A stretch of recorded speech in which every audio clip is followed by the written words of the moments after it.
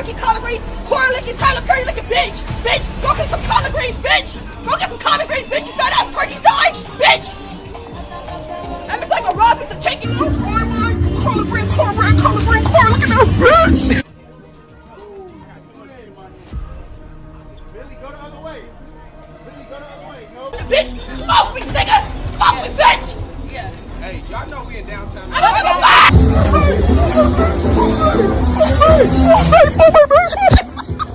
Go. My birthday. Hey, it's Billa's birthday. It's Big Billa's birthday. Yeah. Show fucking birthday. Yeah. What is going on, entertainers? So I'm coming to y'all with another video. We talking Love and War episode 4. Before I get started, hit that like button, hit that subscribe button. Let me know what y'all think about this video. Okay, first of all, let's just get to the meat of it. They ain't not letting Tasha K do her job. That's what it looks like from the beginning of the episode. Like, I don't get how they expect to have a host and then not get hosted. Let's talk in jacked form. Bitch, be mobile. Get out. Move. Drive. You hear me? Because it's like, it doesn't make any sense to me. Don't get me wrong. I am not a fan of Tasha K as a person. I feel like she is extremely ignorant. She's performative, homophobic as hell, transphobic as hell, bitter.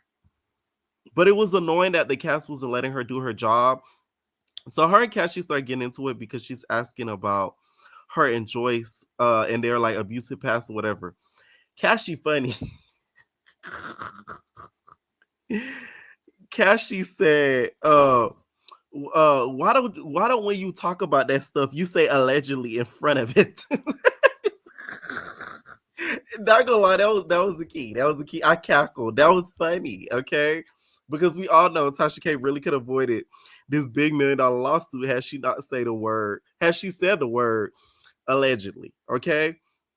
But the thing is, Cashy, babe, we all saw the pictures. Use her up. Now, from what we hear in the episode, Maul claims that Cashy was just effed up as Joyce was, but I guess the pictures weren't out there, and that Joyce hit him with brass knuckles. Joyce, what the fuck is you getting brass knuckles for? Like, I'm really believing that you really are lucha libre because you is a wrestler. You just have all these items and stuff to abuse and hit people with. It just don't make no sense. Joyce, that's what I want to know. Like, brass knuckles is crazy, Joyce. Ain't no way you hitting that man with brass knuckles. Like, he really must have did something to you for you to do something like that. Cashy starts going back and forth with her. She's just like, but you keep talking. What you mean? I'm here to host. I'm not a guest. Huh? Cashy's like, oh, where's your husband? My whole thing is, why you keep asking where her husband is? This isn't a co-host host type situation. She is the only host on the platform, on the show. So I don't get the point of keep reiterating that and asking that because it don't make no goddamn sense. Okay? I'm glad Tasha K ended up calling out Tasha because what the is you really doing there? Like, let's really be honest. Tasha, what are you doing here? Tasha starts asking her, when is he getting here? Tasha talking about, I don't know when he or she getting here. He, she, they, it. At this point, a trash can is Tasha's duo and couple. Like, it doesn't make any sense why she was there. There's so many couples that could have really been on this show. Like, I really feel like she paid Tilo and them to have her on this show so she could have more Not STV spotlight. It just don't make sense. So they keep calling Tasha K Fantasia, and y'all not gonna keep doing Fantasia like that. Like, it's the nerve of y'all to insult Fantasia's, movement, Fantasia's work. You feel me? Fantasia is to be respected, not to be disrespected. So don't you ever compare that queen to Tasha K, okay? Because Fantasia is a queen. She's been through a lot. She's accomplished a lot, okay? And she been waiting all her life for my to arrive, okay? And finally, I love Fantasia. So it bothered me. They kept throwing that as an insult. Like, don't you do that. Like, don't do that, okay? Imagine they show Fantasia this show. She'd be like, why they keep showing, like, why they keep saying my name? I don't need to be bothering nobody. So it just don't make sense to me. Okay, like Fantasia don't bother nobody. Damn.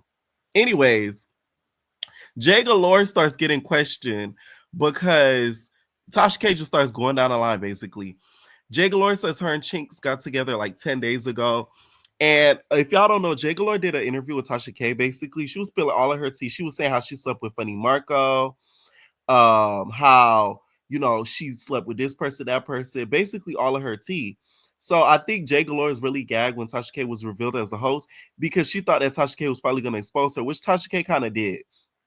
And not gonna lie, I was here for Tasha K exposing Chinx and her because Jay Galore, I extensively remember that live that you did exposing Chinx and his package.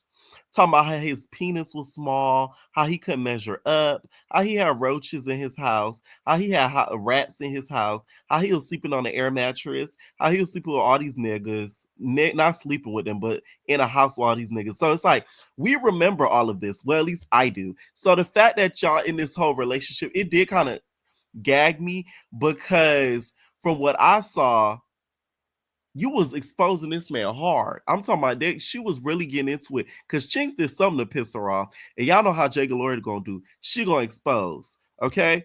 And then next thing you know, she's sort of asking Chinx to give an answer, but y'all know how Chinx is. Chinx is like, he's permanently high. That nigga, you know how what's his name? Don be like, are you high? He really be talking about Chinx because that nigga is permanently high. We never see him super excited or super mad, except for that one time he got mad at Hood Baby. But besides that, that nigga be calm, cool, and collected. So Tasha K trying to get an answer out of him, but didn't really work. And then next thing you know, Joyce and Cashy enter the scene. Sorry. Because the reason why I laugh is because of Tasha K. Tasha K gonna tell Joyce, oh, okay, we got Jocelyn in the room. Jocelyn, oh, you look amazing. I'm glad you got that makeup covering that eye.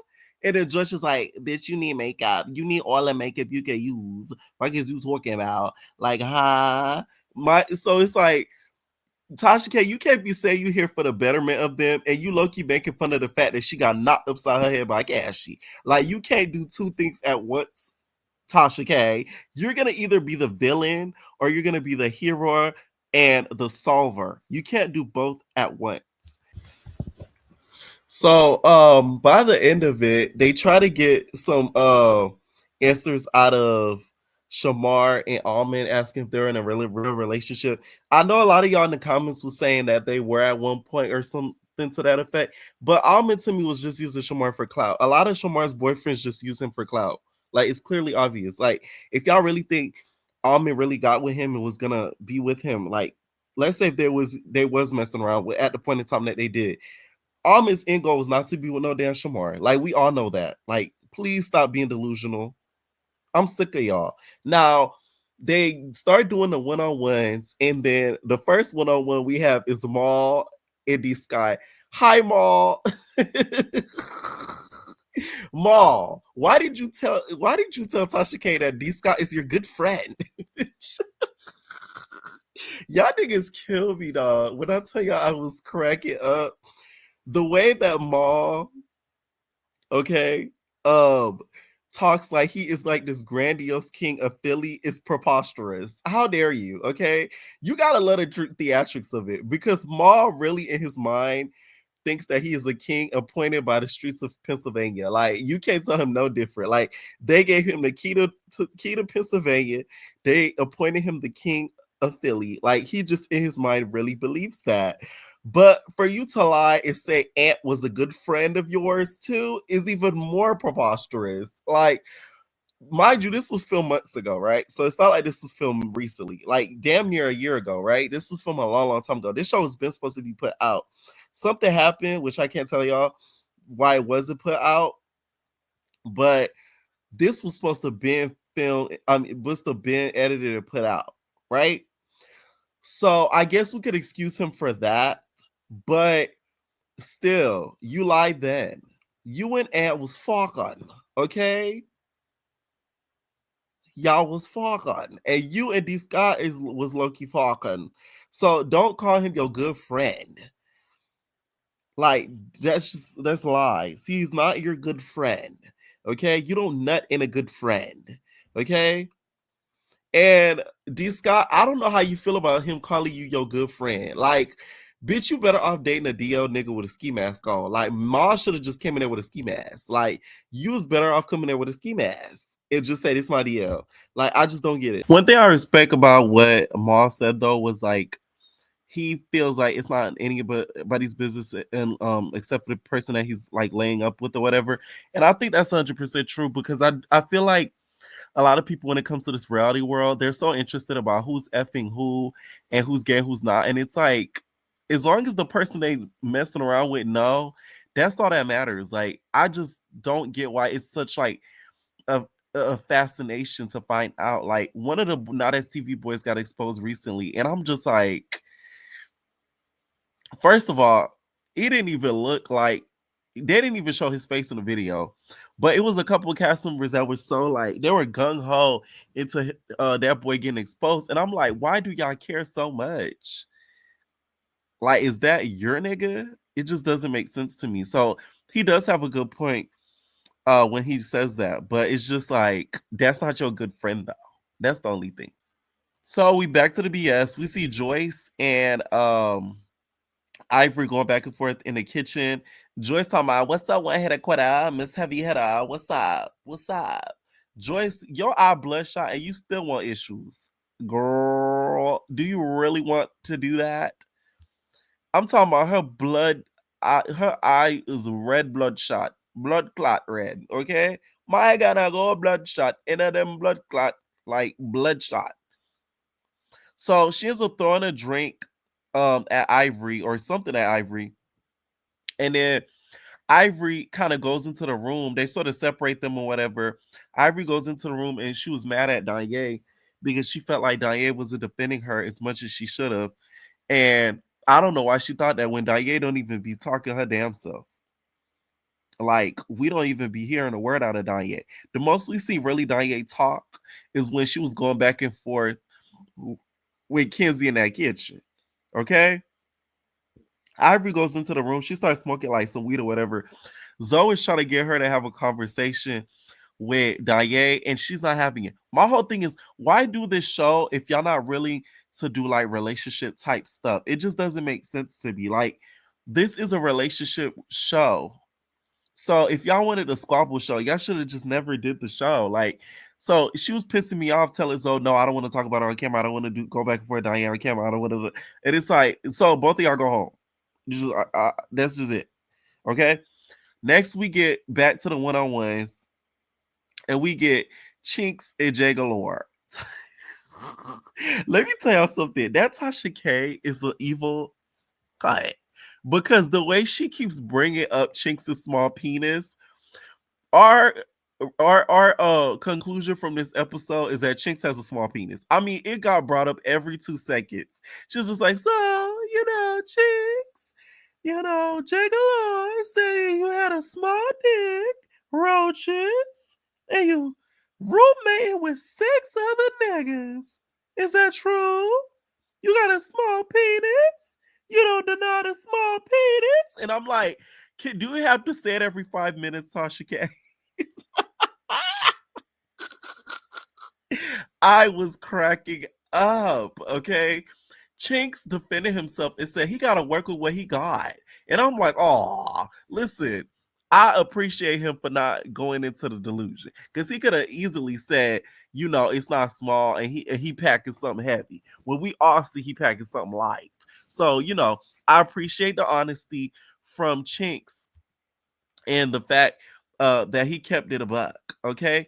Jay Galore feels like she gets challenged by Chinx and she's kind of not used to that. Y'all know Jay Galore, she's just like, so like, I don't know.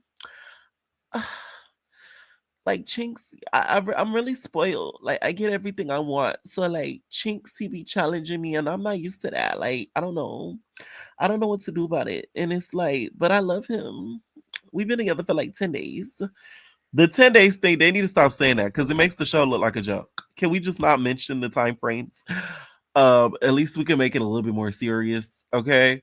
I will say Chinx is very laid back, and I think that is the right balance for Jay Galore because Jay Galore is so extra and all over the place. So I do think they do make a cute couple. Are they together in real time? I don't think they are from what I see on socials and everything. But I just think that Chinx can do a lot better than Jay Galore. Meaning that I feel like he's a lot more mature than she is and is a lot more like life, I feel like experience than Jay Galore. You get what I'm saying? Now, Jay Galore says that she doesn't want Chinx to do other content with other women. And I'm like, didn't you say his penis is small? So he ain't missing out on much. Okay. All I see on Chinx's Instagram is big booty bitches for content, videos, and comedic memes. So I don't think that's going anywhere because that's kind of his bread and butter. So I feel like Jay Galore, you're just gonna have to live with it. That's just the time frame that he's really in right now. So you're not gonna get much out of him besides that. Okay. And Jay Galore, don't you still be doing content? I know Jay Galore, I think, does mostly solo content, but don't you wouldn't he feel a way about that too? I'm just saying. Both of y'all in the sex industry, so it's really not fair to pinpoint what this person, that person could do when y'all all in the same realm. It's not like Jay Galore, you working in an office, bitch. Okay. You might work at the office, the strip club, but not in an office. So that's the difference. Now, Jay brings up is if he's side eyeing Tenneke. I guess Tenneke looked like she want to do some scat play on Chinx. Because we all know Tenneke is known for that scat play. No shade, okay? Tenneke is known for some good scat play. So the fact that she noticed that about Tenneke, she started questioning Chinx about it, and Chinx thought it was very interesting. And of course, Tasha K made that a point. She's like, "Oh, are you insecure about Tenneke? What's up with Tenneke, Chinx?" And then Chinx doesn't really say much on it, but I guess the fact that Tenneke has been kind of side eyeing and looking at him, but he don't really see her like that. So Tasha K sort of making it a point that Jay Galore is getting a bad feeling about Tenneke and her man. Okay. Next we get to Ivory and Dia. All right. They said that they got together and they cut everybody off. Ivory, you better have done that because Dia and her tongue and her strap go crazy. Okay, ooh. The girls all want to fuck Dia. Bitch, I fuck Dia. I even fuck Dia. Okay, in my Jayla voice. Next thing you know, Tasha K goes in for the kill and she brings a Bree. I'm like, oh my god, bitch, Bree gonna have 10 posts about this by the morning on GG Clock it. Oh God. Like the bitch gonna be mad. The fact that she's getting brought up in a room where she cannot defend herself. I would be, if anything, okay? At this point, since we bring up Bree, why don't we bring up Jayla? Didn't she say she fucked Danye? I want to know about how that happened. Did you fuck Danye when she was with Big Ivory? The girlies want to know. You know what I'm saying? Thank you to Tasha K. Although I don't like the bitch, she did her research. She actually knew what the hell she was talking about. Because Brie does play a factor within their relationship because she was sort of messing around with Brie when she got with Big Ivory. So I'm glad that like Tasha knew what she was talking about and she wasn't just speaking out of ignorance and had to basically get to know the couples right then and there. She already knew some of the stuff about the couples before walking up in there. So she gets my 10s for that. I will say that. Okay. So Tasha K asks Ivory if she trusted Dia. And I'm like, I don't know how you could. Dia always looked like she up to no good. No shade. Like she just got that sneaky ass look on her face. She just always looked like she thinking of a bitch. Like, how could you trust her? You know what I'm saying? Like her mind looked like she thinking about strapping the bitch down. You can't trust a bitch like that. And I still feel like how I feel about the relationship that Danye is using Ivory because she's a hot commodity. That's just how I feel. And y'all not changing my opinion on it. Okay. What we're not addressing though is how Danye Loki is abusive. Like Bree has talked about this on numerous occasions. So I guess Tasha K didn't get a wind of this because I know she would have went in a little bit harder if she found out about this. Y'all should have invited Bree as a special guest if we want to keep it back. Now they start going a little bit deeper in their relationship. I was surprised at how quickly Ivory opened up. Ivory's not the type of person to really open up and tell her feelings. So it did shock me to see how much Ivory opened up throughout this session. And I was kind of proud of her, to be honest, because she didn't really have to go into how her and Daye's relationship dynamic is as deep as she did. So I'm kind of glad that she did, because that is the purpose of the show though. So it's kind of cute to see. Okay. Danye does balance out her crazy. I will say that. She does balance out her crazy. Okay. Let me know what y'all think about this episode down below. What did y'all think about some of the therapy sessions? Y'all see how Shamar and Almond ain't get one, right? Because that shit ain't real. Leave your comments down below, and we're all babies. No personal thing.